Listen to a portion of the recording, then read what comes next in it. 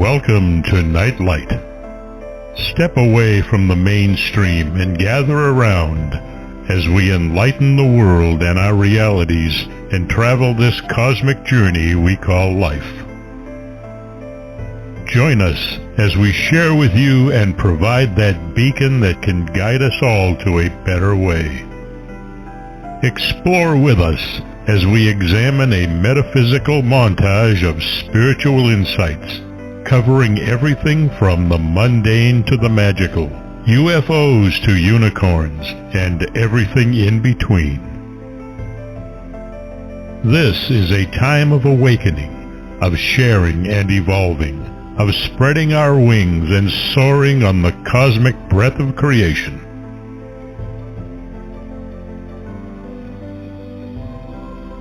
Come and join with other light-minded spirits as we weave our lights together to seek understanding, enlightenment, and with a little luck, some wisdom.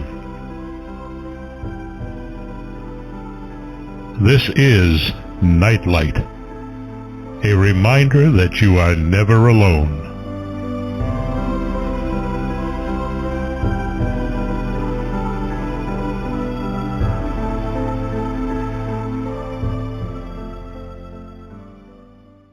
Welcome to Nightlight, everybody. Thank you so much for joining Solaris, BlueRaven, and me for this evening's discussion. It's going to be a good one. And first I want to thank Ken Quiethawk for his amazing intro, as always. He and his wife are native storytellers. Please check them out on the Internet, because if you've never experienced native storytelling, you'll find it is an amazing way that the Native Americans, the first people, had of preserving their cosmology and their history and their legends and their traditions. And it's a magical skill that is falling to the wayside, unfortunately, as generations get older and older. But it's something that they have been preserving, and they have quite a few CDs. So check it out on the Internet, because it is definitely something to experience, and think about preserving with your own family. Sometimes writing things down isn't the best way, but talking it constantly so that people have it ingrained within their consciousnesses is often a better way to kind of share family history and the magic that goes along with it. So tonight, Solaris and I are continuing our exploration of Manly P. Hall's The Secret Teachings of All Ages. As with everybody else, we both took a look at the big book and said, holy mackerel, I'm not sure I can get through it. So what we're doing is picking chapters and going into them once a month. And tonight we have The Mystery of the Apocalypse. But, there are a few other things we want to talk about first. So welcome to the show, Solaris. Well, thank you. It's a pleasure to be here again, Barbara. Always, always, always. and as usual, other topics have come up, and we certainly are going to get into the mystery of the apocalypse, because it is kind of interesting. But the energy of the times and what we're going through, what humanity's going through at this particular point in time, is fascinating, and so many things are going on that people should be aware of. And we were talking about how the energy is shifting and changing, and how people are probably feeling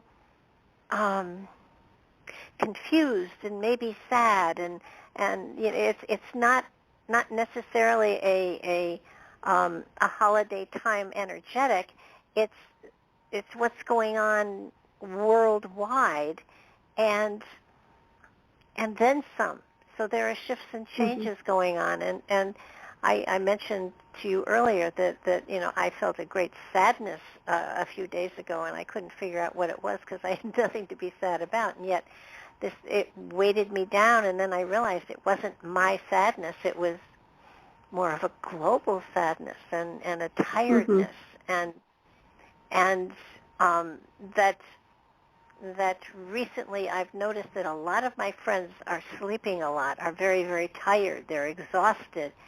And, that's usually for me a sign of depression of some sort. And yet, if you talk to them, they would say, I'm not depressed. I have nothing to be depressed about. And yet, I think there's another level of something going on with the consciousnesses of everybody that is invading all aspects of life, and we're beginning to see it more and more and more as the days go by. I agree, yeah. Well, I think a lot of it might be the atmospheric condition, too. This whole stress with this whole shutdown that started, this has been going on and on for over a year. So I'm sure that really takes its toll on people, energetically speaking, psychologically speaking, and would definitely make them tired and fatigued. And I will tell you point blank, I think that the masks in general will definitely suck some oxygen. So that's not going to help either. I think there's a lot of components to why people are feeling the way they are. But I can tell you there's something lost here. And in my opinion, when I observe it, it feels like there's something there's no spirit. There's like the spirit is getting snuffed out every day. And I'm not sure, I'm sure, there's those of us who are holding the light, running the light, but there's a lot that it's just like void. It's like a dead zone. And I've been noticing that. So maybe that's what you're honing in on, is just this darkness that's there that's just stagnant. There's nothing there. There's nothing growing. Well, I think yes to all of that, and the fact that and I mentioned this to you earlier too, that I've noticed animals are becoming more aggressive, and I've noticed it with my cats. I've noticed it with friends who have dogs. I've noticed it with friends who have horses. And my feeling, my sense is that, and I will find a conspiracy in a tube of toothpaste. So I really feel that the powers that be, whatever they are transmitting an energy, a frequency, on a frequency that we can't hear, but that the animals are picking up on. And it's triggering aggression within them. And, if it was just my cats, I'd think, okay, they ate the wrong cat food or something. I would really write it off. But it's not just my cats. It's my neighbor's cat, who is, she named it Ding Dong because it is absolutely stark raving mad, and I think it has post-traumatic stress. But and then three friends of mine have dogs that are suddenly attacking, that have been family dogs and lovely, sweet puppy dogs, and then suddenly one friend has two dogs, and they killed the family cat. Oh, that's terrible.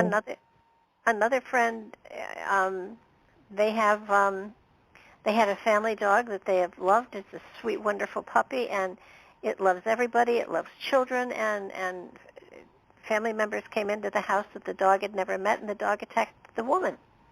And wow. They put a muzzle on the dog, and then later on, she was coming out of the bathroom. The dog lunged at her, but had a muzzle on. But if it had not had a muzzle on, it would have hurt her horribly.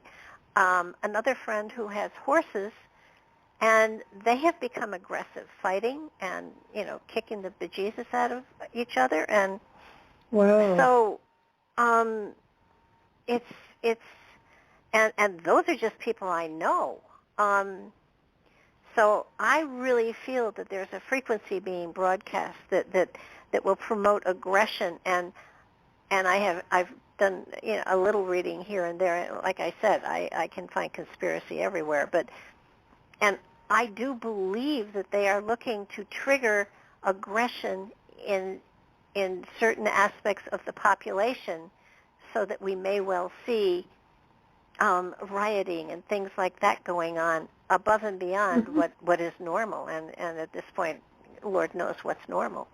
But I mean, you are more attuned to frequencies than most. Have you noticed a change? Well, I've noticed a lot of different types of changes. I haven't seen the animal thing going on.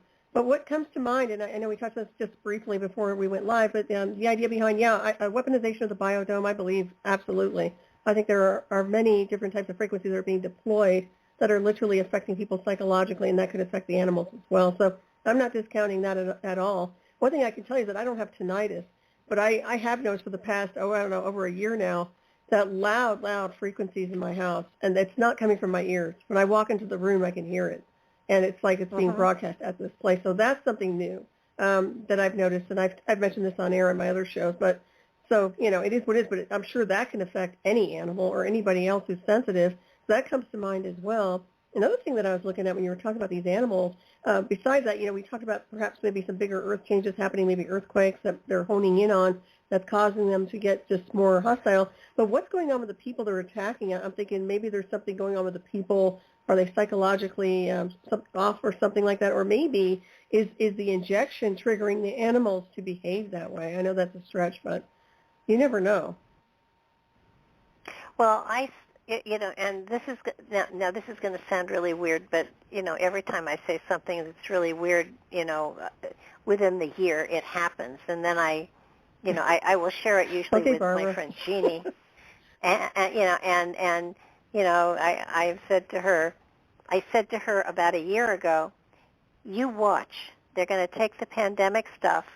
They're going to push it to the point that it becomes so severe that they have to declare martial law, and they will stop the elections in 2024. I wouldn't be surprised. And that sounds about right. And Alex Jones just came out with it today. Is that right? Wow. I said it a year ago. Did he hear your show? So, well, you're always spot on, so that doesn't surprise me. I don't write this stuff down and put it on the website because I think some of it is just so ridiculous that I can't believe it would be that. But the one thing that I did see that I've mentioned to a few people, and I'll mention it here, I saw them putting vaccine, or what seems like vaccine, into airplanes and spraying the population with it. Oh, wow. I would not be surprised at all. Not at all. And it was like, over areas of dense population, kind of like they used to do the crop dusting, but this is with vaccine or something like the vaccine, trying to get the nanotechnology into everybody. And, you've heard it here, folks. If it happens within the next couple of years, I'm just going to tell Nostradamus to step aside. Not quite. But, well, chemtrails have a tendency to disperse all kinds of things. I mean, I've talked to a lot of people who've tracked the geoengineering, which is valid in the sense of what's been distributed through the air or dispersed. So, when you're mentioning something like that, that wouldn't surprise me at all. Not at all. Well, the chemtrails have little pieces of aluminum in them and nanotechnology in them. And so it's in the air, it's in the crops, it's everywhere. The stuff I saw them spraying had to do with the vaccine or with COVID. I don't know if it's spreading COVID or spreading the vaccine. Can't tell you which it is, but both count. Both count. Yeah. They're the cause of the effect. Yeah. And to me, it seems like they're going to force the country into martial law. And I don't know if it's going to be by 2022, elect that. I know, my feeling is there will be martial law declared to avoid an election. And I don't know if it's the 2022 or 2024. Very interesting. That sounds about right. Yes, me. Yeah. We're going to have to mark this archive and be able to pull it back and say, see, they talked about it even then. Other than that, it's just a conspiracy theory, and, people can ignore it or go poo-poo or whatever. But the other thing, too, that almost every year for the last decade or so, I've talked about the New Madrid fault line going off.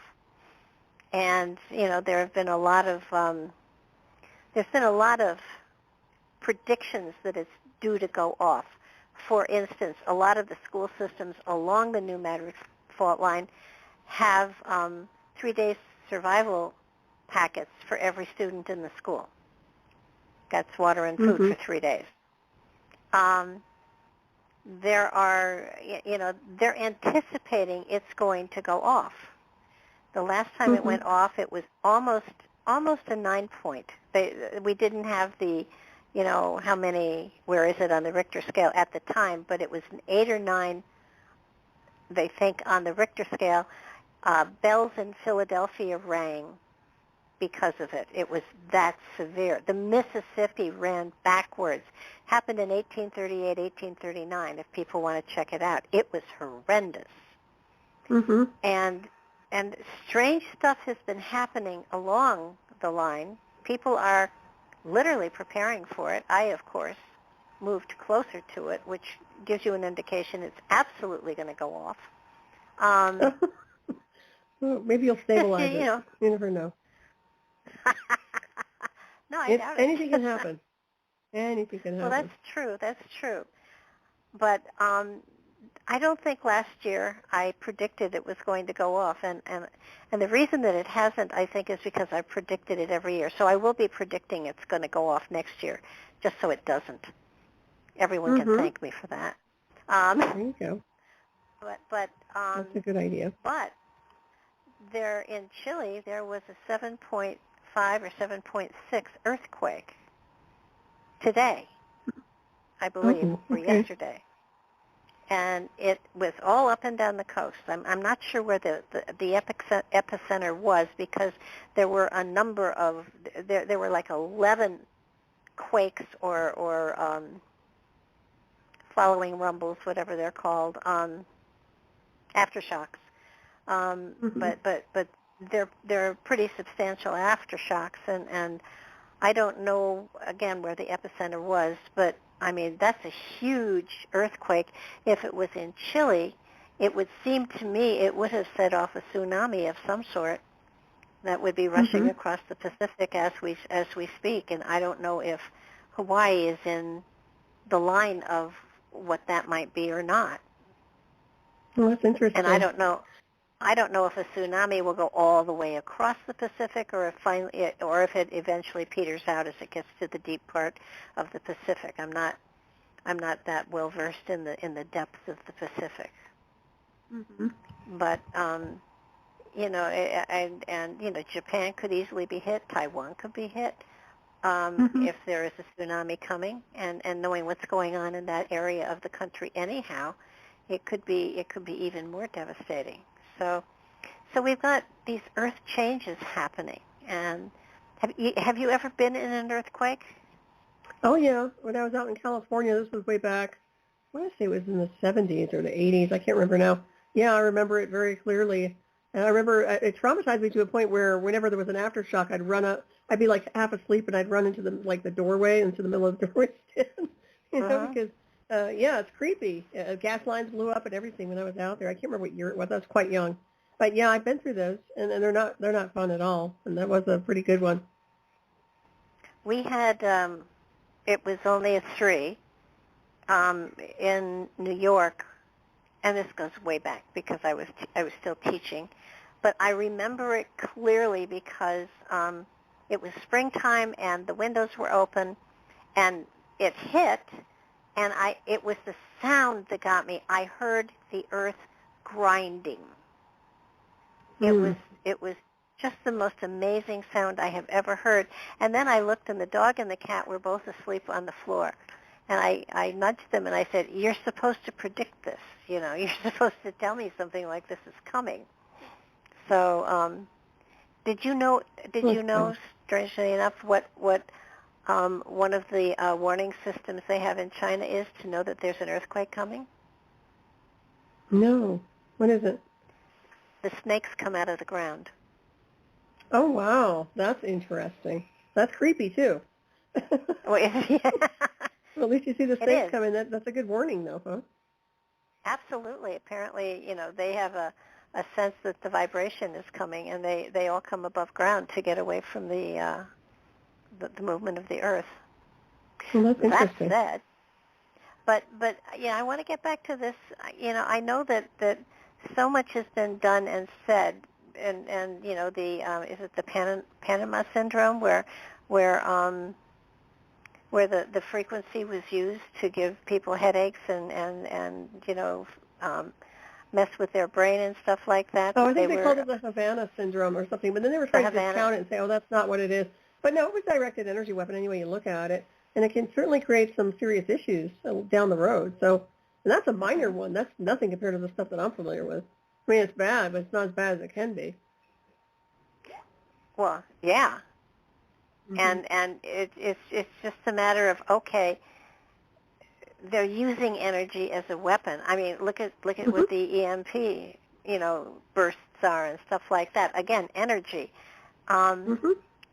And I know they've done it on people, and I know that there are frequencies that will make people aggressive, and they don't have to be preconditioned.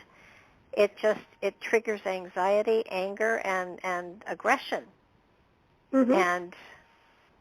And when you look at some of the riots that have taken place for really, in many cases, no reason, or their reaction is just so above and beyond what one would anticipate that, you kind of wonder what the heck happened here. Look at, they burned down their whole neighborhood. I mean, mm-hmm. Right. If I was going to like riot, I would not. Yeah, I wouldn't. If I was going to riot, I would not burn down my neighborhood because that's my neighborhood. Yeah, it's crazy, I'd go isn't down, it? Yeah, I agree. Yeah, I'd burn down somebody else's neighborhood. I wouldn't burn down my own. Right. I mean, if I'm gonna do something that's stupid, I'm not going to inconvenience myself. I mean, you don't go Mm-hmm. out and you don't riot and burn down buildings and then say, okay, let's go home and get a beer. Oh, we seem to have burned down home. Doesn't make sense. It sounds like they're mind controlled, doesn't it? Or socially engineered, activated by some kind of a frequency. Yeah. And usually in places where there is, there are gatherings of low income people. Not many rich people riot. It's usually those neighborhoods that have, a poverty level that is sad, and there's greater anxiety in those populations, and they're easier to trigger into Mm-hmm. into anger and into violence. So yeah, it's there's nothing to lose. They don't have anything to lose. Yeah. And we're looking at another. We're I think halfway through the Greek alphabet now with Omicron, and oh geez, I know. This is stupid. It's also named after a constellation. Yeah, or a constellation. If I'm not mistaken. Yeah. Mm-hmm. So it's I don't I don't know how they identify a variant. All I know is that for every year, for as long as I can remember, there's a new flu virus that comes through, and they use what's left over of the old virus flu to make the new flu shot. So which doesn't make sense because they're preparing you they're defending you against something that has already died out, and there's a new version of it coming. So it doesn't make sense to me, but then anything is better than nothing, I guess. But so it's sort of like we have gone through so much that everybody's tired, everybody's exhausted, and I keep hearing people say, I want to get back to normal, and there is no normal anymore. No, it's you can't gone. get back. No. Yeah, it's too late now. But we're not going to live in this realm either, so this has to change as well. Oh yeah. In my opinion. I mean, this is not workable for anybody, in my opinion. Well, I mean, we've had a year and a half of it, and too long. Everybody's tired, and from what I have heard, the whispers here and there are that they're going to try to shut us down again. And oh, forget it. That's not going to work. Yeah. I don't I see would that. hope not. There's going to be some problems with that, I'm sure. Yeah. Well, look what Australia did, though. Oh, I know. They were Right. they were restricted to their houses. They had 2 hours a day or a week, I can't remember which, they could go shopping, and that was it. That's nuts.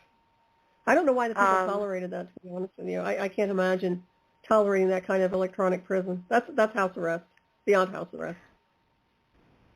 But, you get down to it, and the masks and everything are against the Constitution, and yet they're mandated, and people are adhering to them. But that's not a law. The mandate is not a law. People don't have to. Technically, you're not supposed to have to comply with anything. If people were paying attention, that's but, true. Yeah. Yeah, but look at the policemen and people like that lost their pensions and their jobs because they wouldn't take a shot. Right. But it's against the law to do that to them, but they did it to them anyhow. So where is the law? There is no law. Now, I was talking about this the other day. It's law to lawlessness. At this point, it's a broken system, in my opinion, that needs to be reset. I mean, it's just it's too criminal. Too many layers of criminal activity that you can't make laws out of lawlessness anymore. If they're illegal and criminal people creating these things, and it's in violation of what we founded this country on, then what's the point? Something has to be restructured. So, yeah, it's no good. It's out of control. It really is. You'd think. Yeah. Well, we had in our attempt to get through Manley's book, and we've actually made a pretty good, start at it. There's enough material there for at least a year or two, anyhow. We've taken turns picking, and my pick was The Mystery of the Apocalypse. And I have to admit I was surprised at what was written. Now, everybody has to realize this book was written like 100 years ago. So obviously research and all sorts of stuff has come in that expands upon a lot of the topics we're going to be talking about. But in my mind, when you talk about the apocalypse, all I can hear and see is those who are into Genesis, their depiction of end times are coming, and this is what's going to happen. And when you read what Manly P. Hall has in his book, that's not the case. So it never occurred to me, and this just shows you that sometimes you're so conditioned you don't think about stuff really. But it never occurred to me that the biblical scholars who have been talking about the apocalypse being the end times, that they could be wrong. Exactly. And it never occurred to me that there could be many different interpretations for what St. John wrote, and there's also a great deal of controversy over whether St. John actually wrote Revelations, which again is something that we've come up against over and over in Genesis and in lots of the books of the Bible. The names that appear on the books are not necessarily the names of the people that actually wrote the material. Exactly. So there's a lot of paganism involved too. When you look at it, it's very interesting. It's very esoteric on a different scale. But what it reminds me of is there's so many metaphors, and I think that people get wrapped up in the words, but they don't understand there's a symbolism behind it. And I think that has a lot to do with how people read the future. Yeah, you're right. And I think what I was so fascinated with was the fact that this all happened at a time when Christianity was trying to get rid of paganism, and paganism was trying to get rid of Christianity, and paganism actually won when it comes to the book of Revelations. Because it's all symbolic. It has nothing to do Rome, and it has nothing to do with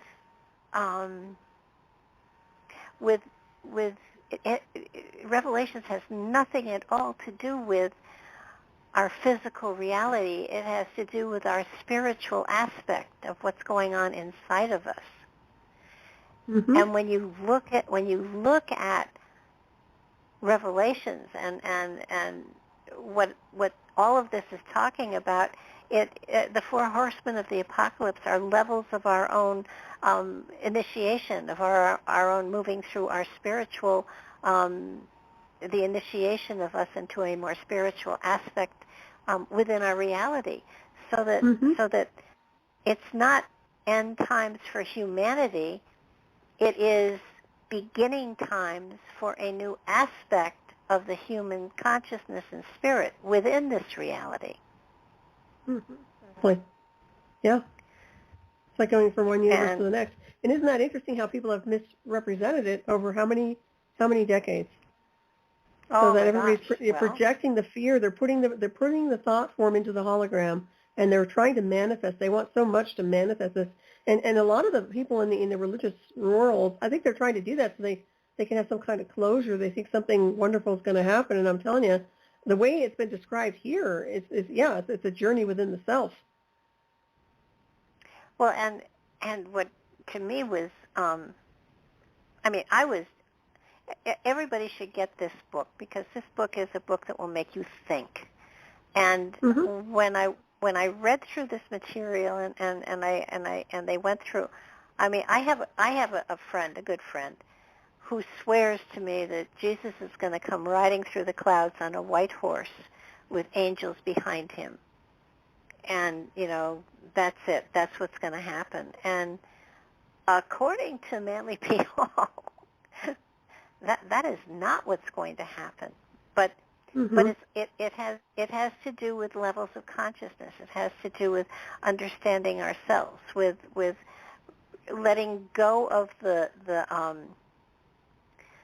what would you call it, the base physical aspects of reality, and taking your consciousness into a new level of understanding of the spirit that dwells within, and how that spirit can manifest within reality and can take you to a higher plane, a higher level of consciousness. And most probably, did you get the feeling that, as I did, that transitions you and you transcend into another dimension? Mm-hmm. Oh, absolutely. Once again, it's like alchemy. And this reminds me of the mystery school. The mystery school teachings where it's all kind of encrypted to some level. People dive into it, and like I said, it's like metaphors. You go in through these corridors, but it's really about your own evolution, your consciousness, and progressions through the world, or how you experience this world, and how you're going to phase, I would say phase, but maybe transmute it alchemically into another lifetime or in another space-time. So, yeah, that's what I see anyways. But it sure is different than the way it's being portrayed. From if you talk to anybody who's just, religious. Oh yeah, the seven. In many ways, Revelations was written by pagans who were symbolically putting forth a story of spiritual evolution, but presenting it in a Christian form. And it's almost like that, that old, for those with eyes to see and ears to hear. I think that's what's here, that people on a spiritual journey will interpret all of this material far differently from those who are still caught up in the mundane physical reality. This is it. Sort of like the Matrix. Right, yeah. Mm-hmm. Yeah, it's an eye-opener on so many levels. Yeah, it was for me. I kept, they were talking about 7 this and 7 that, and then they flat out said, this applies to the chakras. And right, and I always knew that. I don't know about you. I've always known those seals were connected to the chakra system before I even read Manly P. Hall. Mm-hmm. So to me, it's just like a no-brainer. Well, sevens, there's sevens all over the place. To me, that's saying, the number 7 means something. There's a spiritual aspect to it. It has a great deal to do with spiritual aspects. It's not just that it's a number. It's referring to something else. And depending on where you are in your own evolution, that dictates the interpretation you put on it. And so a Roman Catholic reading Revelations will interpret this according to the Bible. Right. But people with a spiritual background, a metaphysical background, and this comes from the pagans, the Egyptians, they all of the mystery schools that were there. This is where all of these concepts come in here, veiled by a Christian suggestion, but having nothing to do with Christianity. It's totally spirituality. Yep, very much so. It's fascinating, isn't it? Well, and because the Egyptian stuff is there too. There's a lot of astrology there as well. So you and astrological stuff. I mean, it's just there's so much symbology here in Revelations, and you just it sounded like St. John was eating mushrooms or something when he wrote I this. agree. I thought that too, like the psychedelic or ayahuasca or something, and then the wormwood thing too. Yeah. It just I think of him in a cave eating mushrooms and tripping out and writing this down and saying, let's see what they make of this stuff. Isn't it funny? So the pagans had the last laugh on the Christians. Oh my goodness. I mean, it's probably not the only place in the Bible that the pagans got their 2 cents in, but let me tell you, when they got it in, they got it in. The book of Revelations doesn't fit with any of the rest of it, except it's, they said it was written by St. John the Divine. But I don't know. This to me feels like it's mystery school stuff right up, it's mainline mystery school. It has nothing to do with Catholicism or Christianity, or for that matter, Jesus. And I don't want to write him out of the picture at all, but he certainly is there symbolically.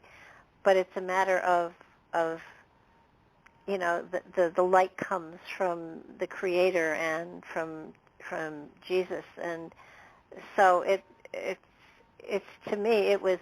I sat there reading it, and I kept saying to myself, why have I never seen this before?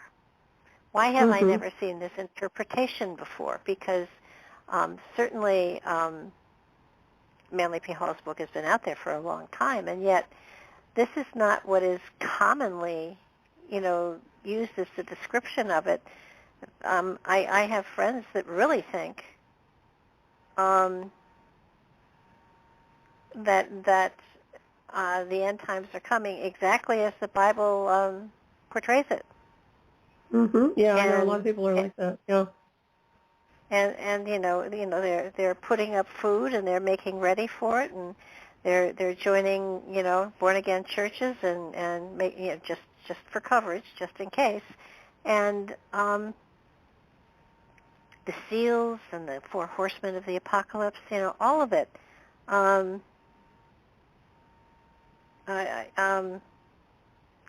Says here, the 4 horsemen of the apocalypse may be interpreted to signify the 4 main divisions of human life: birth, youth, maturity, and death. Yeah. It and that makes good sense. It's just it makes you want to go back and look at everything and say, okay, where else can we, and I think Revelations is the most obvious place you can look for the the mystery school stuff. I'm not sure it's any place else, but it may well. If it's anywhere, it's in the Old Testament. It's not in the New Testament. Yeah, exactly. Well, I'm glad you put it together in this book. Well, it's a good question, and I'm going to have to find a biblical scholar and ask one. Just, Revelations just doesn't seem to fit in the Bible at all. Not at all. I agree. Well, that's funny because that's the only thing that was interesting to me when I read it. I wasn't drawn to the Bible in any formula. As a matter of fact, first time I ever looked at it when I was younger, I said, this isn't right. This isn't right. I don't know why. I just was scanning. I was like, this is all wrong. And I was just like really rejecting it. And now, I thought this one was intriguing. Revelations always intrigued me. So it's funny how, it kind of correlates to some of this. Nothing really adds up, does it? It's funny. No. And all of the symbology, it just, and they talk about New Jerusalem, and I have to admit, and the seven seals. Had you heard of them before? I've heard of them, but I didn't know exactly what they meant. The seven seals? Well, like I was saying earlier, to me, they represented the chakra system, so that's how I associated them. But only through this, only through the Revelations, reading about it. But no, I haven't heard an interpretation about it. I mean, they also are saying that the four horsemen represent earth, air, fire, and water.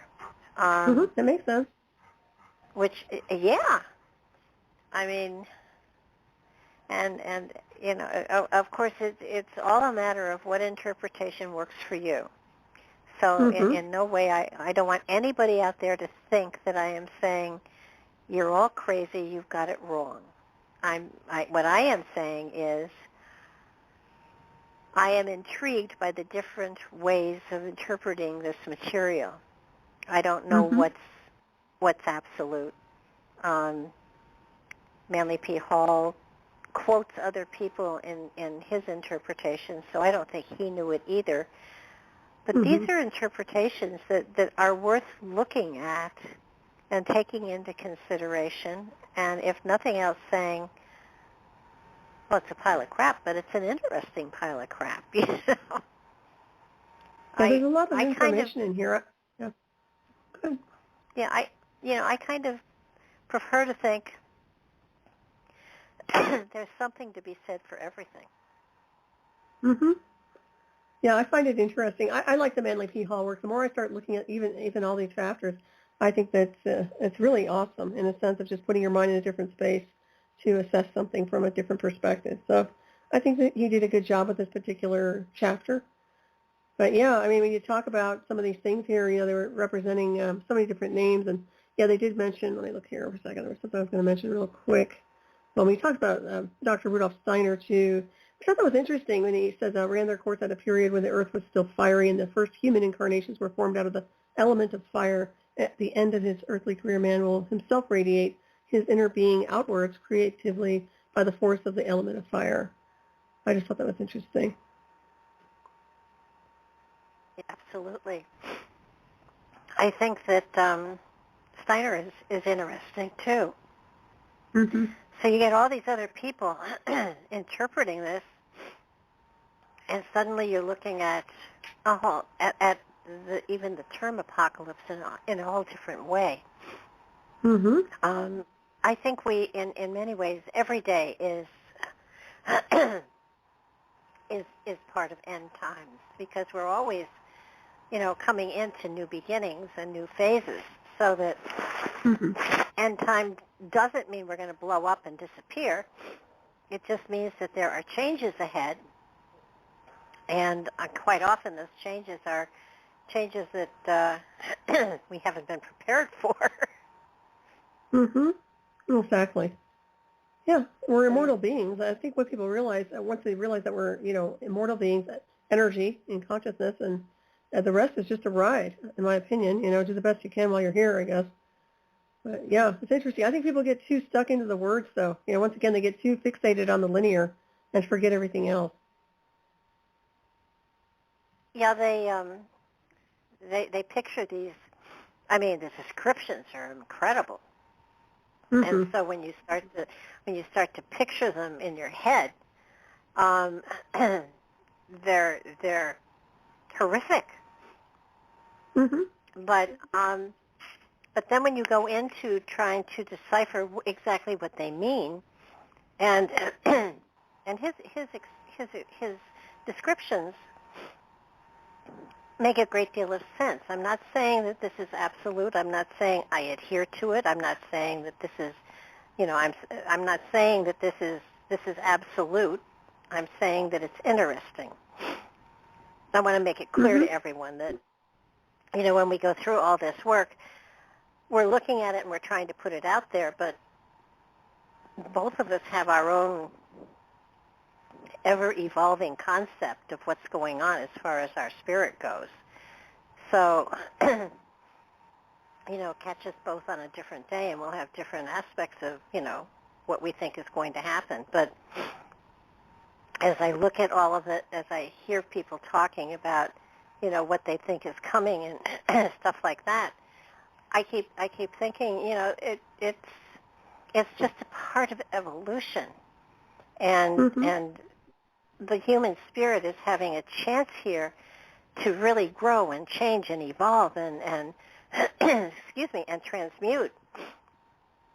And people who are so stuck in their ways that they are going, woe is me, it's the end of times. It's not. That I can promise everybody, because frankly, if it were the end of times, society would be at such a level that we would all be ready to go into another dimension, and that is not the case.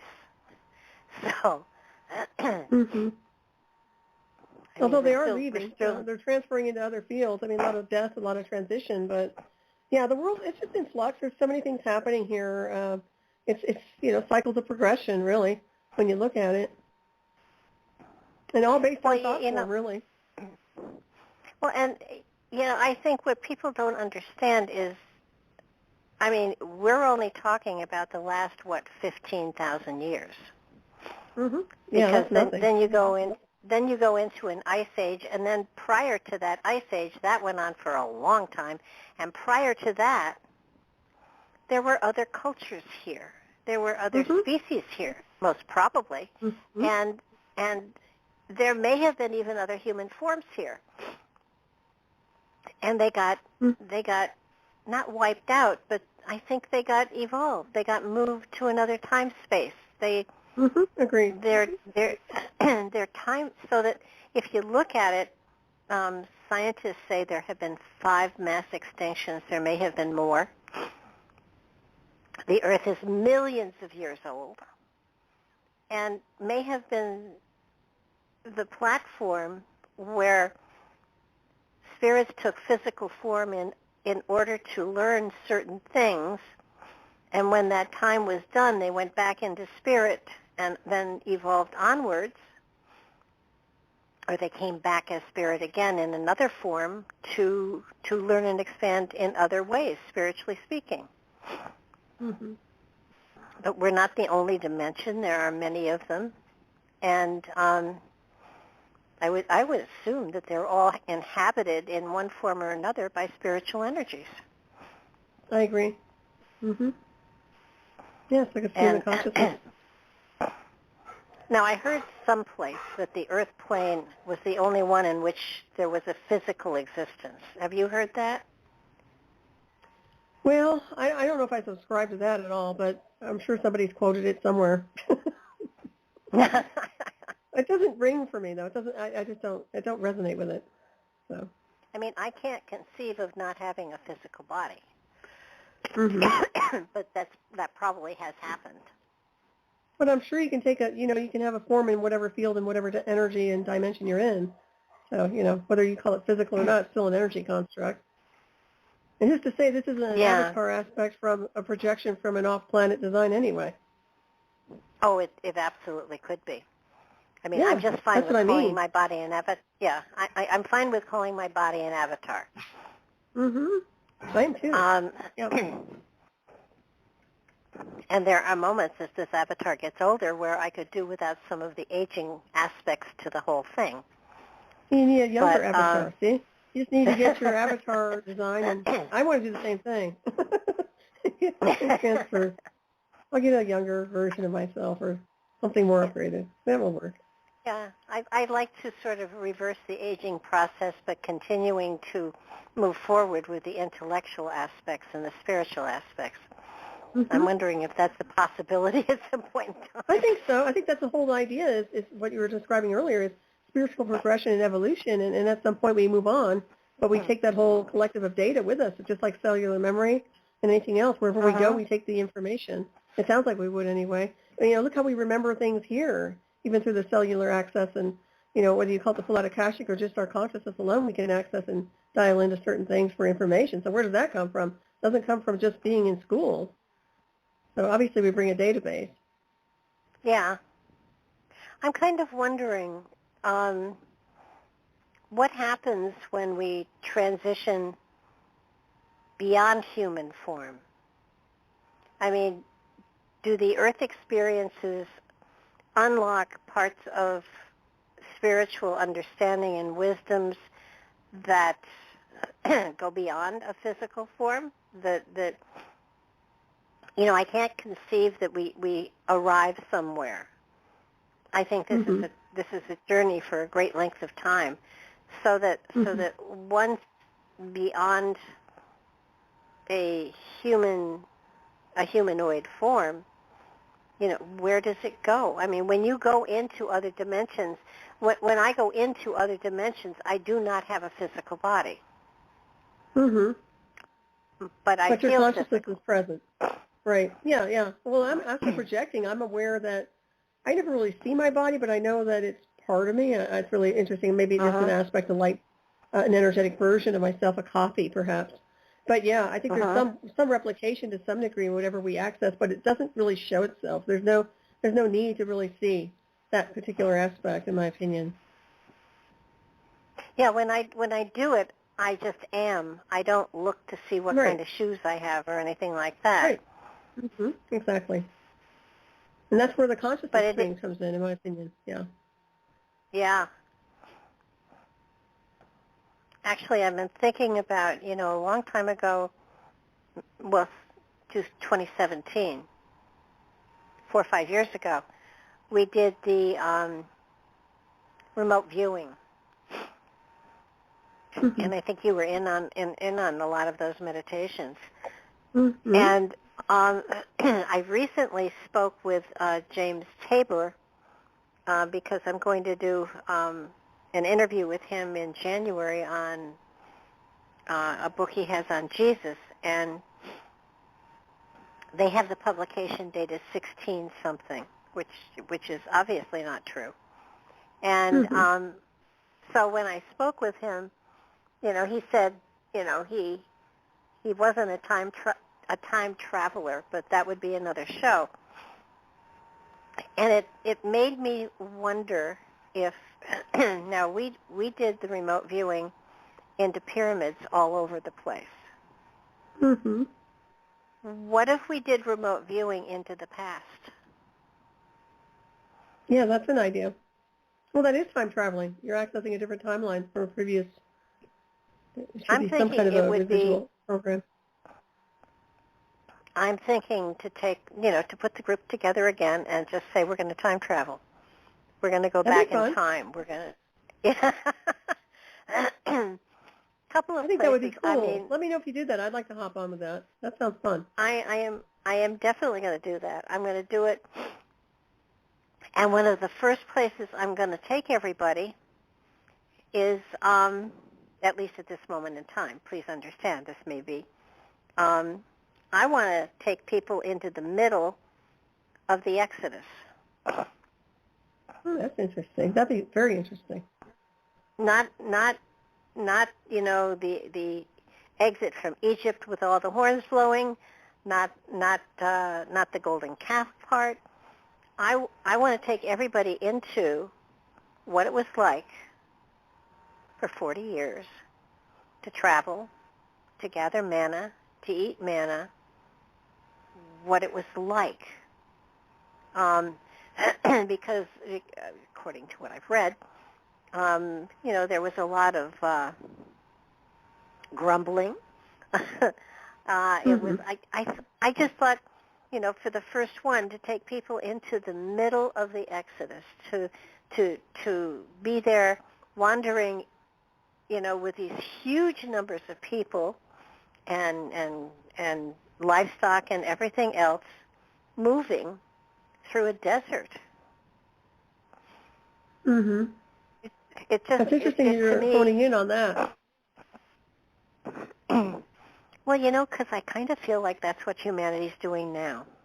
Yeah, I was going to say that. Yeah, I believe that. I actually think that looks like they're walking through it. I don't want to call it the void because it doesn't seem like the void, but it does seem like a different space. I don't want to call it space-time, but there is something very, very interesting about where we're navigating or where this group collective is going. Uh-huh.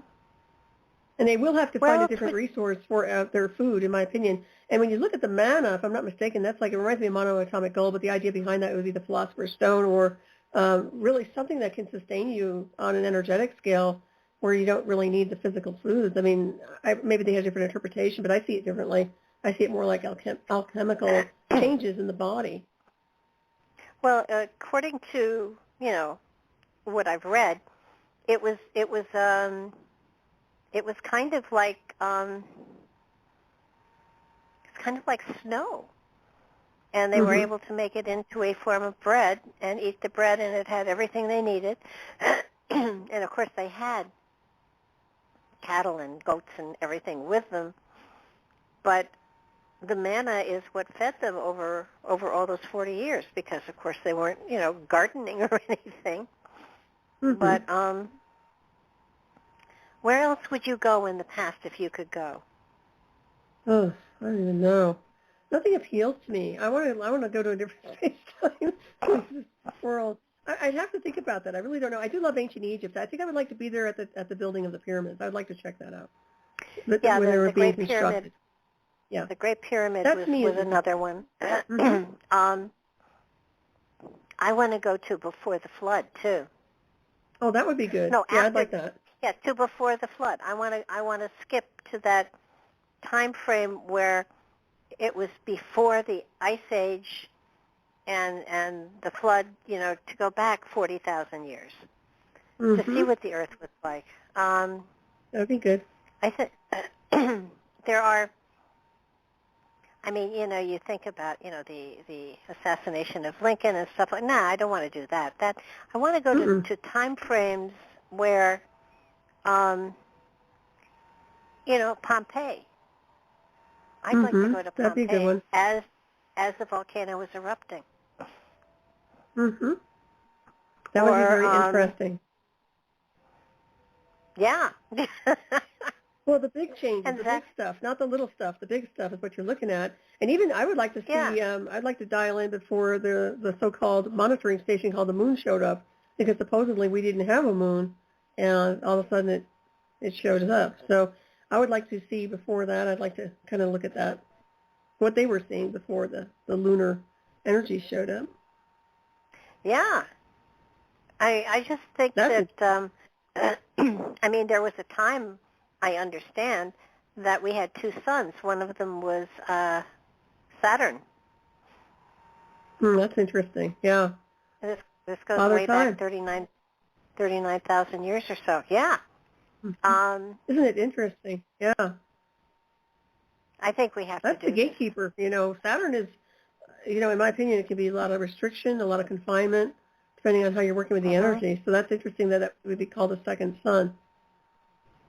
Apparently, it was constantly in the sky, so that there was never darkness. That there was always light, and I think that goes 40,000 years, probably farther back than that. But yeah, think about it, and if anybody's listening, you want to be a part of the remote viewing group. That probably will start. It'll probably be a meditation, a short meditation, no more than half an hour. Those are good. Maybe Yeah. maybe once a week, maybe once a month. I don't know. Once a week, I think. If you're interested in being a part of it, email me, barbara.delong@gmail.com. I'll put you on the list, and I will notify everybody who was in the remote viewing group originally if they would like to become a part of the remote viewing that is time travel to give us a to send me sign me up, or I'll pass on it, because we had almost 100 people last time. Yeah, you had a bunch of people that really did build up, didn't it? Amazing. It did. But I think it's when you have a group of people. Oh, another one would be the Bosnian Pyramid. Now they have that dated to 40,000 years, and and if we went as a group, what I love is that with group energy, even people who don't meditate get swooped along with everybody else, so that there is that energetic feeling, and it would be excuse me, the pollen got to me. It would be on Blog Talk, and you'd get the address, and it would be private, and then I would make it public as soon as it got posted on the blog. But just to give your feedback on what you saw, what you felt, what what it was. I think it would be definitely there are. I'd even go to Mars. Oh yeah, Mars is good. Yeah, that's a fun one. Well, it's kind of like that is time traveling beyond the illusion of space-time. I mean, yeah. Beats being here right now. Yeah.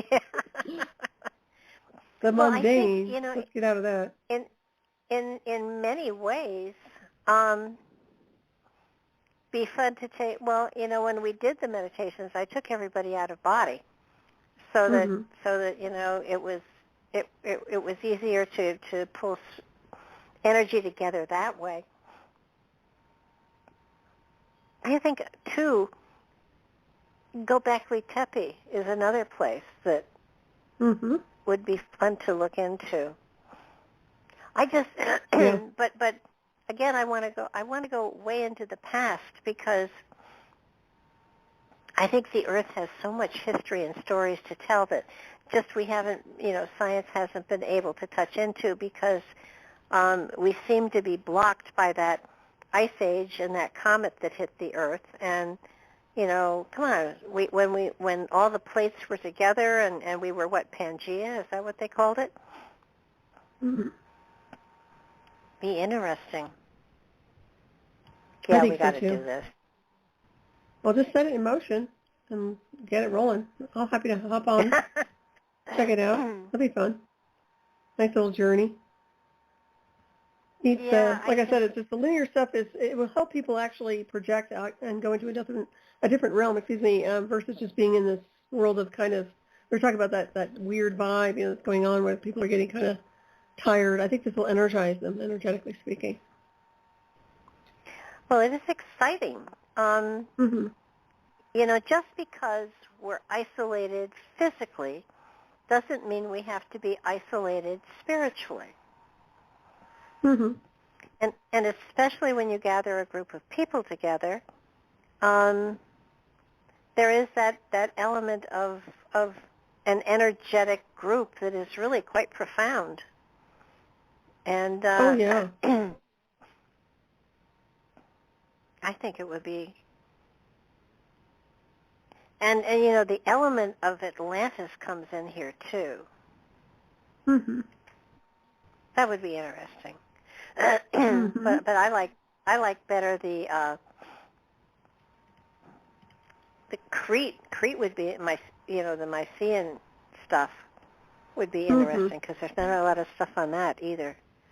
Not that, I mean, I can't see going back to, historical things that everybody's written about and knows about. I'd rather go into places where there isn't that much information and there isn't that much knowledge as to what happened and just see what we can do. Darren Kuyu, they don't even know what those caves, were.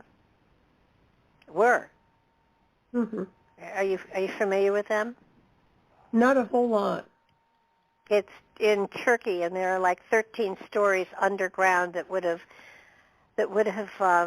held, I think, up to 5,000 people, along with livestock and everything. That's pretty cool. All underground, and oh yeah, but why were they underground? I mean, if the world was covered with water, obviously the tunnels would have flooded. Mm-hmm. But right. why were people underground? I mean, Ice Age, but you can't put up enough food for that many people for a great length of time. Mm-hmm. So, but the world has flopped, and poles have changed, and all sorts of stuff is going on. But my thing here is we pulled Apocalypse to look into, and so what does apocalypse mean? Does it mean change? Does it mean upheaval? What does it mean? Mm-hmm. I didn't look it up. I think that's based on your state of consciousness to some degree, when you think about it. Well, apocalyptic is always, foreboding and the illusion of. I mean, But, we're kind of remote viewing. We're kind of remote viewing Revelations, really, in a sense. We're kind of time traveling into that through this discussion to some degree, looking at it through their eyes or accessing it. And I do agree with you. I think that it has a lot to do with whether it's psychedelics or something like that, where altered states of consciousness induced once again to perceive some kind of a situation or event, and somebody scribing a lot of the data. We just talked about this the last time. It really. Go ahead. So here's what apocalypse means: a cosmic cataclysm in which God destroys. Nah, it's not God. We're not talking God here. Apocalypse, a great disaster. Yeah, a sudden and very bad event that causes much fear, loss, or destruction. Well, see, I don't feel like we're going through that. Well, there's a big transition happening. Well, go ahead. Yes. Yeah, absolutely there's a big transition happening. Totally agree with you. But in order to build something new, you have to tear down the old. Correct. So that we're seeing, upheaval doesn't mean that all is lost. We're all, going to hell in a handbasket. It just means that we have the opportunity now to build something better. Correct. I agree. But the problem that I'm seeing is that the people that are trying to do all this or orchestrating some of it, perpetuating the issue, may not want evolution in consciousness. They might want to shut everybody down into more of a, I don't want to say extinction, but basically non-evolving, a stasis of no evolution. And that's what I'm looking at. I'm looking at people going in reverse versus going in and on and into an ascended state of consciousness where we need to be. We need to be way beyond the spectrum that we're at here. So who knows? But I think he had some points. I think he made some good points there. Well, I totally agree with you. And the thing is, the people that are the, quote, one world order people, I think what amuses me is that these people, this 1%, think they're at the top of the food chain, and they're not. They're being manipulated by above them and then above them. Mm-hmm. They aren't the top of the hierarchy. And so, yes, so for a time, they are going to feel that they are empowered. But that's not the case. They're not. I agree. Yeah, they're puppets. So very excitable actually too, from a cosmic viewpoint. Yeah. And I think that in many ways, common humanity, us common folk, are looking almost as though we are cannon fodder, but we're not. No, and we're not common. And without us, misperception too. Yeah, go ahead. without us, they don't have anything. True. So, I mean, the pyramid, they need the us. base of the pyramid is important. Yeah. The mass collective is the foundation. They're the base of the pyramid. So when you take away that, there's nothing left really. But yeah, they're making some stupid mistakes on the timeline. But that's their problem. But I have noticed that it's going to implode at some point. But I think this is where we have the breakaway starseed types consciousness, and certain people are just determined to keep ascending and evolving and growing, and some people are not. So we'll just see where that rolls on the timeline. But I find it to be a good opportunity to expand in consciousness and really decide what you want to do on the timeline while you're here through all this training. I mean, people are being forced to look at something they may not want to look at, but that also makes them more enlightened in the sense of being able to make a journey someplace else that's much more beneficial to them. Mm-hmm. And that's what I've always felt that this the quarantine was. It was a wonderful opportunity to really get into yourself, to write books, to do new stuff, to stretch yourself, to I think I've written at least 2 or 3 books in my head. Someday I must actually put them on paper. Or at least put them on a video recorder or something, yeah. Yeah, it's sort of like it's a time for us to get to know ourselves, and these times where there's sadness, it's a matter of learning to recognize that it's not a personal thing, that you're being enveloped by an energy you don't have to accept. Right, it's not your condition. Yeah, but initially when this hit me 3 or 4 days ago, it was like, oh crap, what's wrong? Is my life falling apart? No, my life is great. But so it's like, okay, so where is this coming from? And somebody said somebody said to me, you're just experiencing the sadness of humanity. Well, humanity had better wake up, because it's a wonderful time for change. It's a wonderful time for growth. It's an amazing time to make changes in your life. And I think that are there that yes, there are conspiracies going on. Absolutely there are. But it's really, it's a game for these people. So step back and let them play their game. Don't play their game. Yeah, don't be triggered by something. I see people wearing masks and not wearing masks, and wearing 2 masks, and trying to sanitize everything. That's paranoia. Yeah, that's crazy. It is. Well, fear is a big deal. There's a lot of fear going on, and that's no good. That's unhealthy. It is, and I have friends that have put up enough food for a year. I have other friends that are sure we're not going to have to put up food for a year. I will admit, I have a couple of shelves of canned goods, and I think that's common sense. Period. Whether it's a storm, a snowstorm, or something else, if you look at it like that.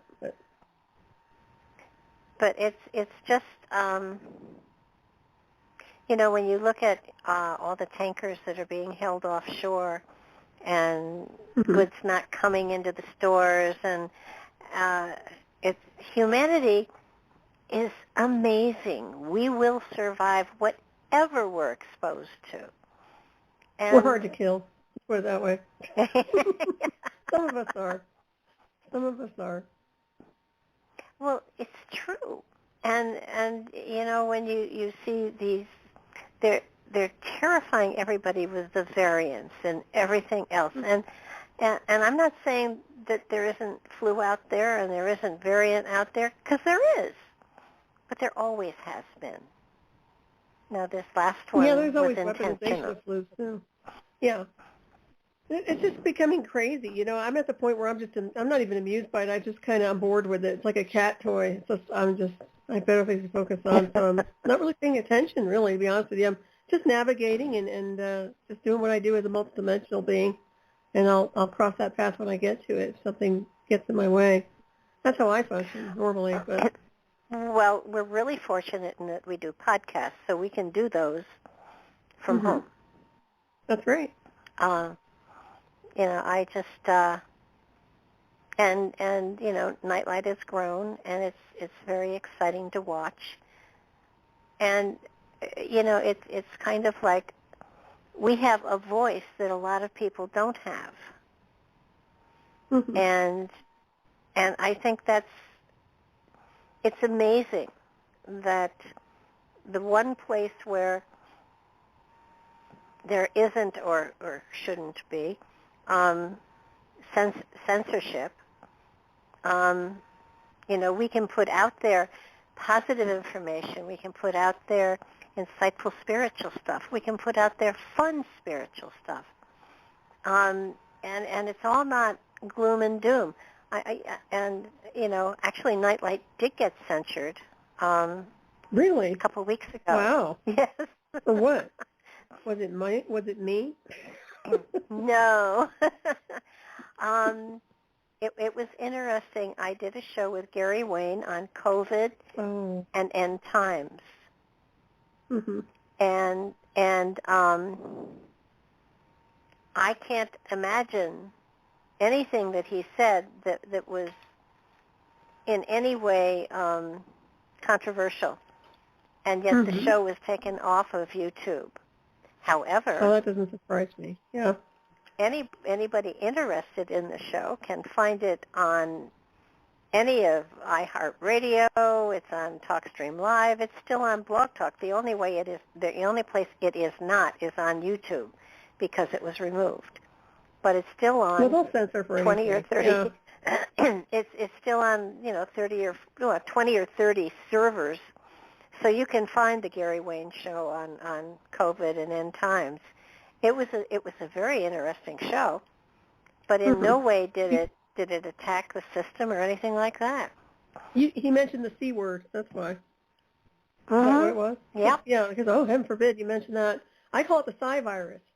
So, but I can tell you better off on Rumble at this point because they'll censor for anything. YouTube's very weird about censoring anything. At this point, it's just really just off the rails when it comes down to censorship. It's stupid, and people are just like, there's so many other platforms that they're just hurting themselves if they keep doing that. In my opinion, there's so many other things to choose from. Every time I turn around, there's another platform for people to use. So it's kind of like we don't need it. It's dumb. Well, I think because we have 20 different servers. And it's still on Blog Talk. And most of the servers pull from Blog Talk, and Blog Talk has never censored me. And so it's kind of, I was very upset, and then I actually thought, I have arrived. YouTube actually listened to a show and was offended and took it off. I mean, I really feel like that was in a way, a compliment that, at least somebody at YouTube listened to the show. So it was kind of, I realize I should, be contrite, but I'm not. I'm very flattered that, but they took a very good show down. So the stuff they do is just like really, really childish. I mean, I don't have time to play with these kids and the water wings and the shallow end of the pool. Come on, guys. This is no good. Let's grow up here. They just don't. It's like censoring scholars, and I'm just, giving you the idea of people who are very intelligent. Gary Wayne's fabulous, so you have somebody like him getting censored by people that it's just like, have some respect, have some courtesy, agree to disagree, and just let it go. But people can't do that anymore. This is a very strange timeline of it's almost like persecution, to be honest. So it's very interesting. Well, to me, it just meant that the show was really even better than I thought it was. So I was very flattered. But to be in any field where censorship is, I mean, I can understand it if we had cursed a lot and put a lot of profanity and porn out there. I could see censoring me for that. But, chances of that happening with Nightlight is just, slim to none. But and there are things that don't belong out there. But the opinion of a scholar doesn't seem to fit that whatever. And I swear to you, I mean, I was there. I was talking to him. It never even found that I didn't feel that he was even critical of any of the stuff that was going on. Mm-hmm. So it blew me away, and then I was very flattered. But I think that these are times in which there's a great deal of muscle going into news, and even podcasts are getting censored. But there are very few ways where people can get their work out there, especially authors, other than podcasts these days. So, That's true. Even if you self-publish, I mean, yeah, no, I agree with you on that. But this is the same old storyboard. I mean, they used to do that back in the old days, even when the pioneering spirits of the American Revolution were like that. They were always getting censored too. And you'd be surprised. I had ancestors that were writers that wrote for their. I guess they wrote all kinds of things, and they were like underground writers. It's really funny. I looked at my heritage on my mother's side, and really fascinating. So yeah, because they were always censoring back then. Well, they get rough. Yeah. They ruin people's careers, especially. Oh yeah. People with the news. They're very careful about what they say, and they have to be if they want. If they want the show to stay on the air, they have to comply to a great degree. That's a shame, that that's going on. Well, I think what really bothers me the most is that it used to be, with newspapers anyhow, they used to have, or I don't know if it was a rule or just their policy, but before a newspaper could publish a story, they had to have 3 independent resources before they could publish the story. Mm-hmm. Now that's not the case anymore. They hear a rumor and they publish it. They don't check it out. Mm-hmm. They don't research it. I mean, news reporters are no longer really news reporters. They are, people that just read what they're given. And there are some Karl Krautheimer, what used to be on Fox. He's passed away, but he was brilliant. Mm-hmm. And a couple of other people that really do the digging, really do the research, really check their material out before they put it before the public. I mean, it's to the point now where you don't know really where to go for the truth, and you have to try to dig it out yourself, and then you don't even know if what you're digging on the internet is the truth either. So it is a bit befuddling. Right. Well, I think it just gets back to the gnosis and the higher evolution in consciousness and being able to decode and look and see what's truth-based and what's not. But, yeah, I mean, there's so much propaganda. I call it propaganda these days because much of it is. So, yeah, I don't listen to anything with mainstream at all. I don't even pay attention to it. I'm in another universe most of the time. Like I said, I try to keep it like 2 ships that pass in the night. I really do. I do my thing, they do their thing, and we just move along. Well, that's a good way to try. go. It's the way it's supposed to go, in my opinion. That's the way it's supposed to be. But well, your books are all, focused on transformation and ascendance and mm-hmm. getting into the, your connection with Source. And I think that, this is a great time for people to seek out this kind of material. And Solaris has written 3 or 4 great books and a Halloween book, which is fabulous, by the way. Thank you. And it is a time for self-discovery. And I think so many people think that, I have to be in a class to do this, or I have to, be in with a certain teacher or guru or whoever. And the reality is you're your own best teacher. You know exactly what you need, and, go find it. Don't look for somebody to tell you what to believe. Research and make up your own minds. And I think that's that's what frustrates me the most. People who, want to find a person to teach them, as opposed to doing the research. And everybody has a different portal inside of them that takes them to that source, takes them to the connection with the infinite, and it's something that they have to discover by themselves. Someone can't do it for you. I had people. Well, there's plenty of resources out there. I swear, so much to access. Plenty of data to go for people. There are great books out there. Mm-hmm. I had a meditation group for 17 years, and there was one man in it who came into the meditation once, and he said, everybody kind of give me room because someone has raised my kundalini and I can't be around lower energy too much. Oh, brother, get out. He paid big bucks to have his kundalini risen, and brother, that doesn't sound right. No, it wasn't. It was kind of like, the lady that wanted me to mend her aura. It had been ripped, and she was hysterical because the woman who usually mended it for her was gone, and could I mend it for her? And I said, well, how is it ripped? And she said, oh, I don't know, but I know it's torn. I can feel it. And she usually mends it for $500. And I said, are you serious? Wow. And I said, how often do you tear your aura? And she said, oh, God, at least once a month. And I said, okay, I tell you what, I will mend it for you. And I said, because I have a special going on, I will mend it to you for free, and I will guarantee that it will never tear again.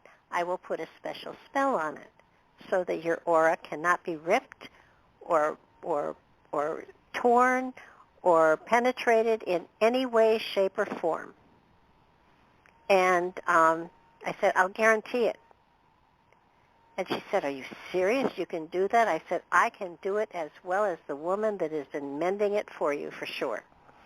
And so I took her through a short meditation, and I did a little whatever. And she said, oh, my God, how many thousands of dollars do I owe you? I said, you don't owe me anything. And she said, well, there has to be payment. I said, absolutely, there is payment. And she said, what is the payment? I said, you have to find a worthy cause once a month and donate your time to it. The month that you don't donate your time is the month the spell breaks. Mm-hmm. And I saw her 3 years later, and she said, my aura hasn't torn, and I've met wonderful people by volunteering my time once a month. It's not a big deal. And she said, I will do this the rest of my life. And I said, you got a good aura. Well, that's a happy ending. Yeah, she had to give, I said, you're paying forward. So, it's, there are people out there that are just so unethical, and they snag people, and I feel so bad that there are those kinds of people there. But there are.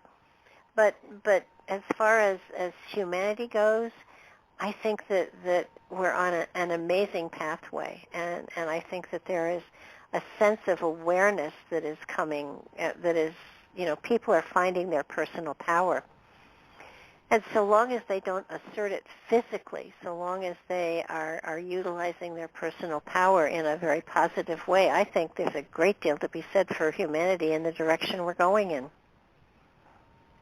Well, it'll be an interesting ride, there's no doubt. Well, let's see what transpires, but I see a lot of transition. I just see a lot of change, transition, a lot of people moving on, whether it's transferring out or just other things. And it's fine. Uh-huh. Things are moving. They have to. You can't stay in the same space-time all the time. I mean, it's just, I find that most of us, beings like myself, have outgrown this place, and it's becoming redundant, non-productive almost to be here. That's just the way I look at it. But I think that's what's going on, too. I think there's some breakaways happening. And we'll see what happens. I mean, the idea behind people being controlled is, once again, nobody has the right to do that. So that's got to be looked at unless people just want to be part of that situation where they want, some kind of a leash. Well, there are, the people that are theoretically this 1%, this one world order group, I think some of them have come out of Bohemian Grove. Some of them are parts of the elitists that have come out of Europe. I think that there is a large group of very wealthy people that think they're in control, and what I find fascinating is that I know they're not, and yet they feel they are manipulating even the world situation, and they're not. So, I know that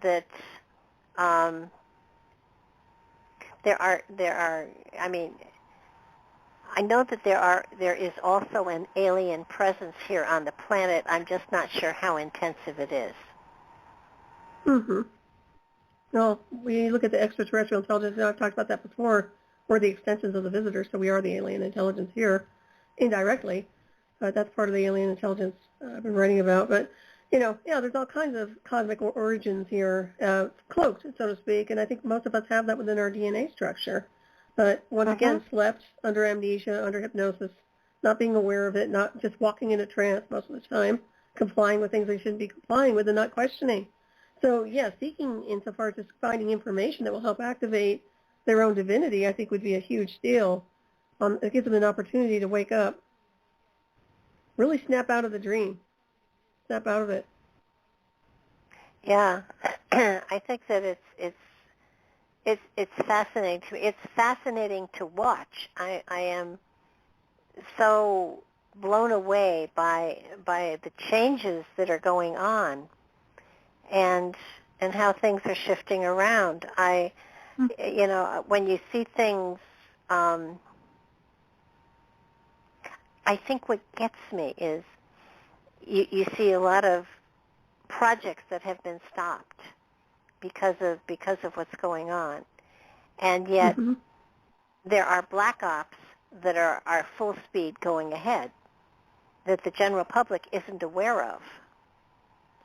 So that we're not really at the standstill that it appears that we're at. So it's almost as though I don't know if black ops is the right word, but I don't know what else I would call it. Yeah, that's about right. I do feel that there are projects that deal with even Mars that are barreling ahead.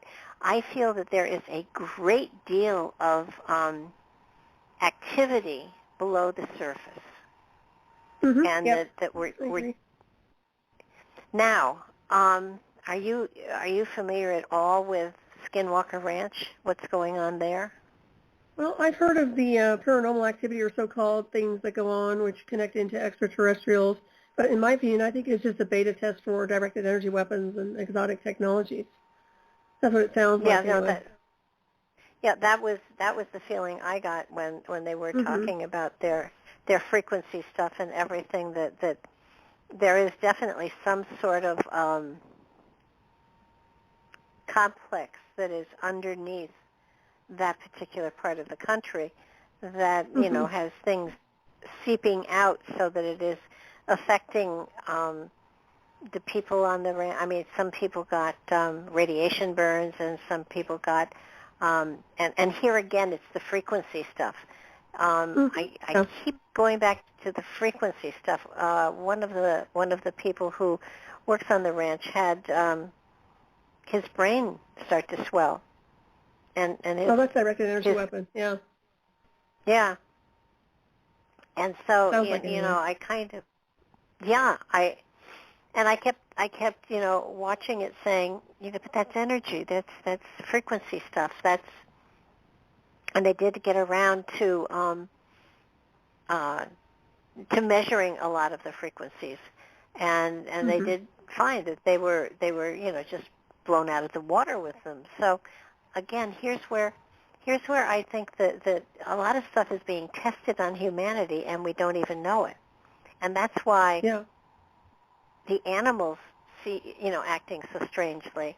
I would love to know if anybody else out there has animals that have gone slightly crazy lately, because I know when I saw my cats fighting, it was phenomenal. My cats don't fight. I mean, they're brother and sister. That is really weird. Yeah, I was going to fight. say, that is strange, but I kind of wonder if there's not an anomaly besides that. If there's something earth change related where you're at physically, that is something to look at, in my opinion. The animals are the first ones to go just crazy when it comes down to that, whether there's a big change or something massive happening underground. It could be, I don't discount the direct energy weapons or anything like that either, because I know they're deploying those. They're doing aerial warfare, I know that. So the animals would probably be susceptible to that, excuse me. But very interesting, that's no good. Well, the one thing that, I'm closest to is the New Madrid fault line. Right, that's what I mean. Well, I canceled that universe, but my point is that, paying attention to that while the animals are going a little strange. How are the birds doing? Well, we've just come into. I haven't seen that many birds, and there used to be a lot of them here, but we're in fall, so some of them have gone south. But now I am south, so I don't know how far south they go. But the birds are not as frequent here as they have been in the past. I know that, what was the other thing I read just a while back, that a lot of the wildlife was kind of migrating out of Yellowstone, which to me is, I think it was the buffalo, that or the deer, they were just, calmly walking up the road and out of Yellowstone, which would say they know something we don't know. And how recent was that? Probably it was sometime within the last year. Okay. That's interesting. It's not within the last 10 minutes or anything like that, but it's definitely, they're migrating out. So that would say to me, because animals seem to have a way of reading the energy. They're the first to know. Well, it's like the Usually. snakes in China. So, yeah. But definitely pay attention. No. Yeah, I still am befuddled by hearing just in one day so many different situations where animals were turning on one another, and these are animals that were mild-mannered, sweet animals that would never hurt anybody, and then suddenly they take off on people. And that is strange. I would pay attention to that for sure. And find out, anybody listening out there, if they're having issues like that. That would be interesting to see where the patterns are. I mean, it took me 3 weeks to calm my cats down. Wow. So that they would be in the same room with one another. My goodness, that's terrible. Wow. Oh, there was a while there where I would have, one would be closed in my bedroom, the other would have the run of the house, and every 6 hours I switched it around. I mean, they couldn't eat in the same room. They were really, and we're talking strange, fangs. We're not just talking, let's wrestle a little. We're talking teeth and claws. So that's no good. Yeah. No. And it was kind of like, I've never been through anything like that with my animals. They've never done that. So I'm just wondering if some kind of an energy there, no doubt. You get more technological, which is what I would say, versus a supernatural force. You don't think there's anything like that, and you're psychic enough to know if there's something different, like supernatural forces in the house that might be agitating them. Yeah, no. As as best as I can gather, the house is about as clean as it could possibly be. I was going to say, Even coming from you, I can't see that. Yeah, that's fine. I mean, even with a cemetery in the backyard, none of those folks have visited. Well, they're not there. Come on. I wouldn't hang out in the cemetery either. Yeah, I mean, exactly. You know, they go where the party is, whatever it is. I mean, they don't sit by their headstones and wait for people to come by to visit. You know, they go visiting. That's right. So, you know, it's you know, I just love having a cemetery back there. But no, there's nothing metaphysically going on. So I immediately go to the energetic. I keep coming back to harp. I don't know why I keep coming back to harp, but I keep coming back to harp. And I almost want to. I know that tsunami that hit Haiti a number of years ago. I know that was harp. No direct energy weapon for sure. Yeah, they have all kinds of electromagnetic pulse weapons and such that can control, for sure, steer things. So I'm wondering if the earthquake in Chile was harp too. I just but this frequency thing, it just feels like there is a frequency that's being beamed out. I don't know if it's global. I know that you know, the only people that I have contact with really, you know, as far as the animal goes, are in the U.S. So, but there is something going on, and I know that there were studies on different ethnic backgrounds on triggering violence within men, especially, not women, but men. And it seemed that they were finding that some ethnic groups were more prone to violence at certain frequencies. And my feeling is that they're starting to utilize it to. And so I'm watching to see if there are riots or you know, things going on abnormally frequently over the next couple months. Well, it seems like it. I've noticed that just from the bits of like media footage that I see here and there. I mean, there's all kinds of weird going on. People, you know, smash and grab and stealing, and yeah, all kinds of strange with that. So the behavior has definitely shifted. And I agree. I mean, when I look at the satellite systems, you know, I'm always suspicious of all the deployment of the Starlinks, for example, and some other satellite systems that I know have been weaponized to some degree, or certainly can be. So you've got that going on where you have all these weapon systems above our heads, and people don't even pay attention to that. But that's a big one, too. So, yeah, I think things have changed significantly since the shutdown. And that's when all the satellites started going up, if you remember. And I've always pointed that out. Everybody's probably tired of me pointing it out, but I do every time. I mean, it's just, you know.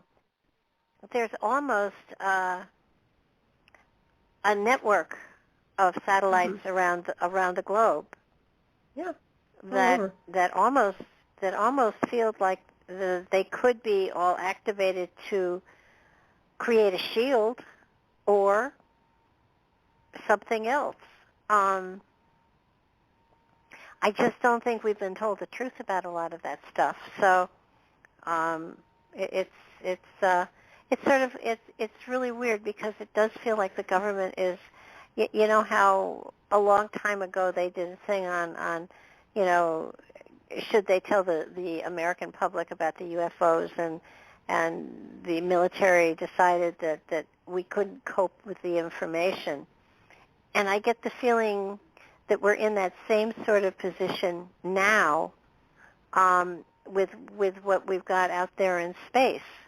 We're not being told about the Space Force. We're not being told about what the satellites are really for.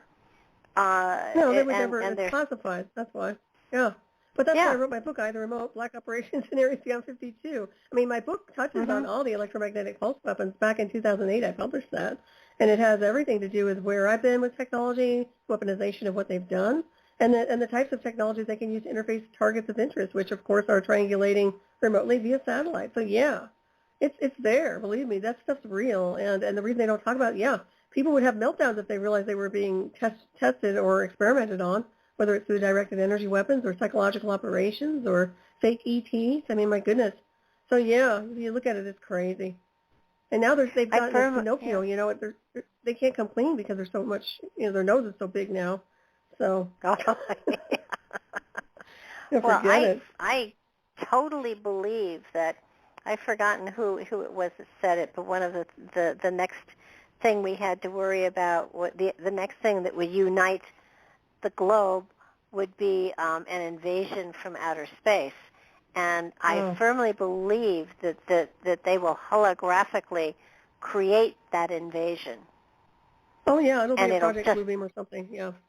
Yeah, it'll be holographic. It will not be a real one. But it'll look real. I mean, if anybody, I forget what show it was. It was probably one of the award shows, and it goes back a number of years. But Celine Dion sang a duet with Elvis Presley, and he was holographically projected, mm-hmm. and it looked like they were singing together. It was just amazing. Have you seen the Michael Jackson one? That's phenomenal. The one in Vegas? No. The hologram? Oh, check it out on YouTube. It looks amazing. Better than like going to a concert with him real. I mean, I like Michael Jackson's work, but it's really interesting. But yeah, they can make more money dead than alive. At least the people that have bought their, I don't know if it's intellectual property or not, but they're using them as holograms now to perform. So somebody's making some big bucks. I think it's a very good idea in a sense of how to make money, but yeah. It's amazing. But you know, when you can do it holographically better than a live show, you really don't need the entertainer. That's correct. I think they're figuring that out. Just like they want everything to be artificial intelligence related, and that they consider mankind, and to some degree, in my opinion, expendable. So we're looking at that as well. Like, you know, I think that's part of this culling of the herd, so to speak. Oh, well, the planet is definitely being culled, but you know, and I know that it feels like, I don't know if it's the case, but it feels like minorities are targeted more than anything else. That and of course the older generation, of which I am a part. So well, I think anybody over 50 is targeted now. I think it's like Logan's Run, except it's like anybody over 50. Did you ever see that movie, Logan's Run? Because it does remind me of that. I thought they were really young. It was a good movie. 30? At 30 they went into the chamber. I think it was 30. Probably, yeah. Yeah, I think you're right. But that was a good movie. Renew. Yeah, that was a good movie. Yeah. That. I mean, Soylent Green and all those other classics. Kind of looking at it sideways now. You know, they're wanting to use people for compost when they transfer out, and I don't know. It's just getting kind of sci-fi weird, kind of sideways to me, this world. But you know, just observe it. Well, you know, Soylent Green is another classic that everybody should watch, actually. But it's fascinating because I've always said, and I firmly believe, that science fiction is the way that they get us ready for what's actually coming. And you know, Star Trek and the doors that open and shut, and now every time you go into a mall, the doors open and shut for you, and you don't think anything of it. And or even a cell phone. Exactly. So you know, a lot of that technology, it became reality, and I think that when you look at a lot of the science fiction, and of course one of my favorite movies of all time is Avatar. So and I don't know why that didn't make bigger money than it did, because I think it's fabulous. Well, I thought it did. It did that, and Interstellar. Did you see that one? I don't think I actually saw Interstellar, to be honest with you, but I'm sure it's an interesting movie. I like the music to it. I know that much. I don't think I actually physically saw the movie, or if I did, I only saw like 10 minutes of it. I wasn't really big on checking it out. Wasn't grab? No, Interstellar was worth watching. Is it? Okay, well, I'll check it out sometime. I know I like the soundtrack, though. I've heard it on YouTube, so I like that. Oh, yeah. No, but I think that humanity is coming to a point in time here where there are There are wonderful changes coming. There are things that we're not going to like that we have every right in the world to say no to and will. Mm-hmm. And I think most of humanity doesn't realize that not only do we have the power, but we have the right to say no. And if enough of us say no, they're gonna be sitting there with their pants down because, if they can't get us to kowtow, if they can't get us to become cannon fodder, then they're stuck. And I do believe that will happen because I give humanity more credit than most. I think that there is a spirit within all of us, and we will fight in whatever way is possible, and it doesn't have to be violent. It can just be saying no. And if enough say no, or if enough have different opinions, it's going to be an interesting time. I'm looking forward to it. It's uncertain, so there's a little bit of I don't know, but the uncertainty kind of makes everybody a little more aware of what's going on. I would say to everybody, watch for the energies, watch for the changes, watch for the shifts that are going to be happening. And I think being a watcher at this time is a really good idea, because the more you watch, the more aware you become, and take the time to grow and to stretch and to get inside yourself and become more aware of yourself and your connection to the source, because it's an amazing time. And when you get right down to it, those of us that are here on this planet at this time volunteered to be here for a reason. I know you say that, but I don't think I did. Maybe you did. If you weren't meant to be here, you wouldn't be here. Yeah, that's my point. Is I don't think I'm supposed to be here. That's another thing. That's a long story. That's okay. Well, I just, I am fascinated by what's going on, and well, it's interesting. It's an interesting timeline. Yeah, it really is, and the lessons that are going on, and the changes that are happening, and watching.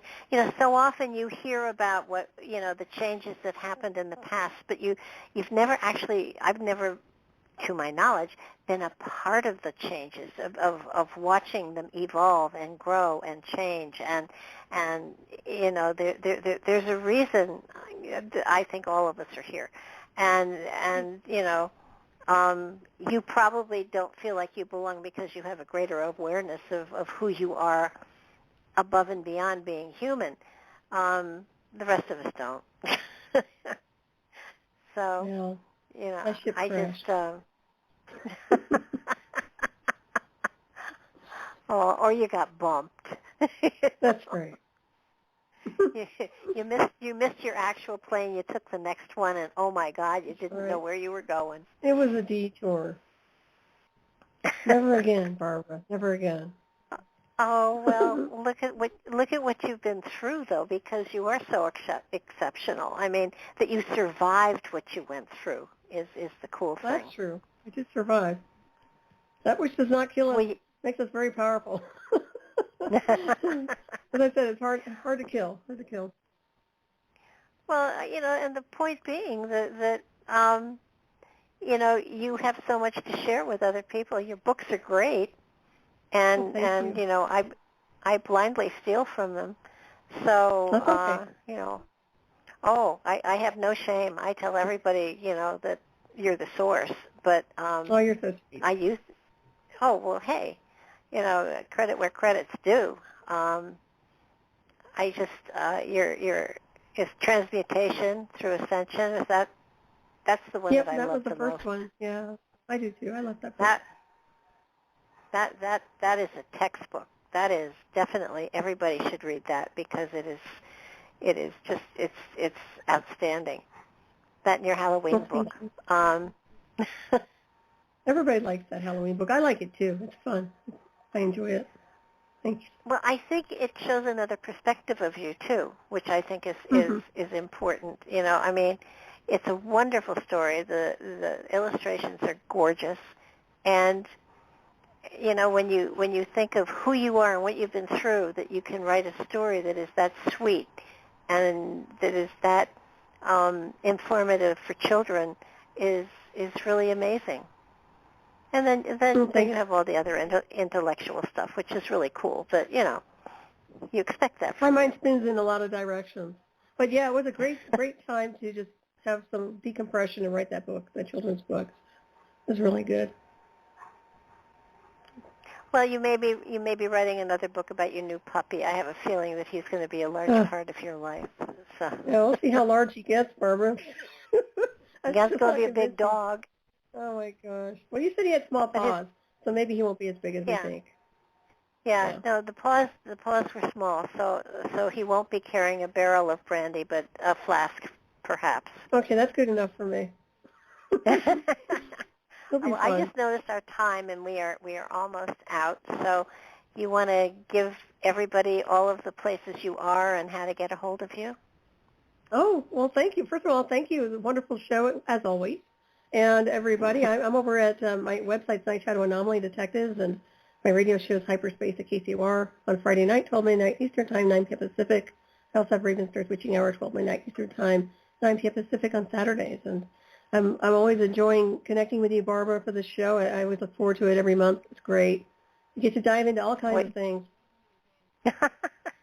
Well, you get to pick the next chapter that we go into and then avoid. Oh, great. Yeah, really. We'll go in for 10 minutes and then we move on. Well, it's what kind always of good students to you have make in the classroom. It's good to have a jumping off place. And, you know, maybe by next time, let's see, that would be the end of December, maybe I'll have figured out, you know, how many places we can time travel to and set it up. Yeah. I'm looking forward to that. For the new year. Fabulous. Yeah. Anybody interested in doing a time travel meditation once a month with us, send me an email at barbaradelong.com and not there, barbaradelong@gmail.com. And if you want to check out what the remote viewing looked like, there's a remote viewing button on my website, and that's barbaradelong.com. Check that out. And this show, along with all of the other great shows, with the exception of the Gary Wayne that got took down, will be up on YouTube tomorrow. And I look forward to another adventure with you at the end of December. And thank you so much. Oh, listen, this has been such a joy, as always. And my pleasure. So thank you for tonight. Thank you everybody for being with us, and please join us again last Sunday of the month in December, and we'll keep you posted on all of the other adventures that we may decide to get into. Good night now.